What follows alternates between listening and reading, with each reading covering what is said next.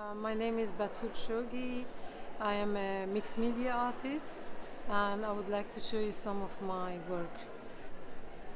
My artist books are created using a lot of photographs, family album, and fragments from objects and materials that I bring or I've kept from home, Iran. And I use a lot of birth certificates, documents, my father's handwriting, and things to create narratives which tells the stories about my childhood and my town where I came from, and certain things like that. So I also create a lot of work which are based on immigrants and people who are displaced. And lately I have been under the influence of the situation in Iran, the revolt, the fight of women against the suppression. And so this kind of work that you see on canvas, the name, what I call them is the struggle and rise of women.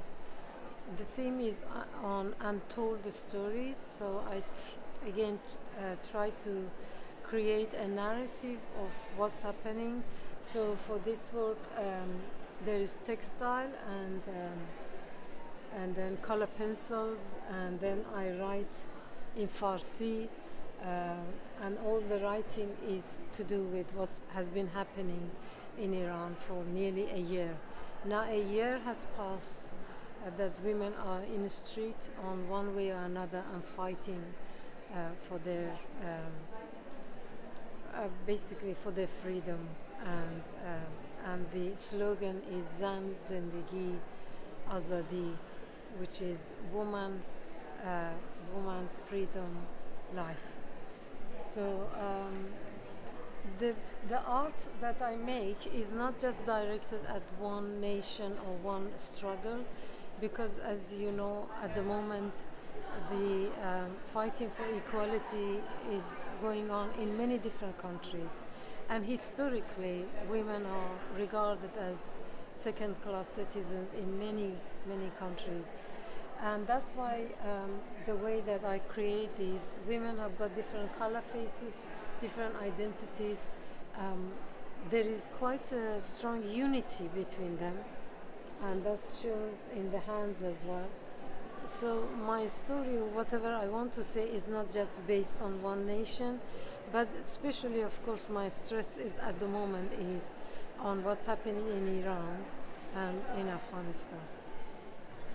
So the faces that I create it's they have got a conversation going on. There is some kind of activity. There is support. There is solidarity between these women, and you can especially see that between their body languages and the way their hands are touching each other or holding each other, and the direction of the gaze, the eyes.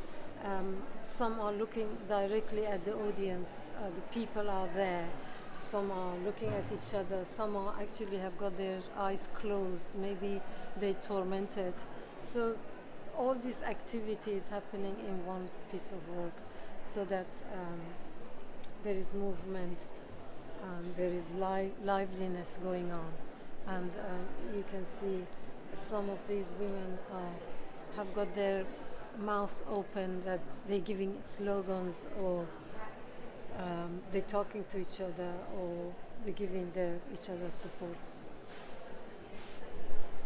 So the title of this piece is Hear Our Voices, and again I've created this, which is basically I've printed on paper, and then you can transfer that on cloth.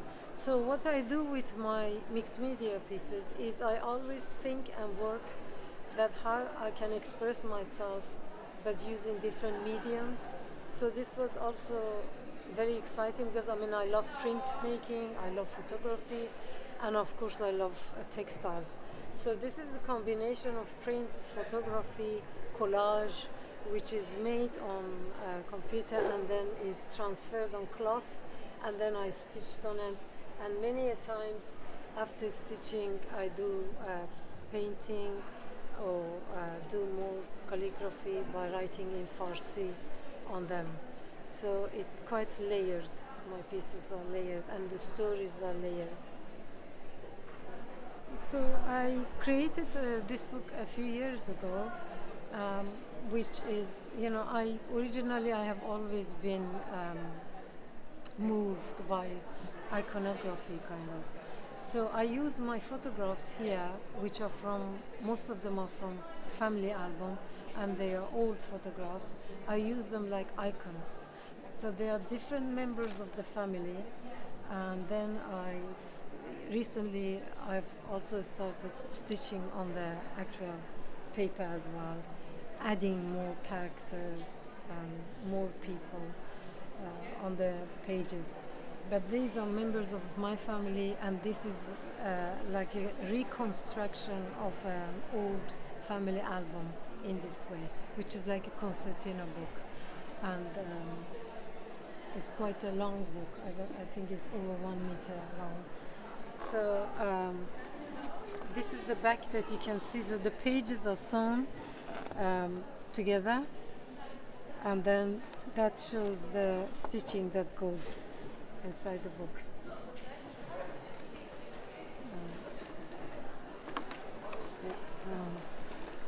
It's got 2 hardcover.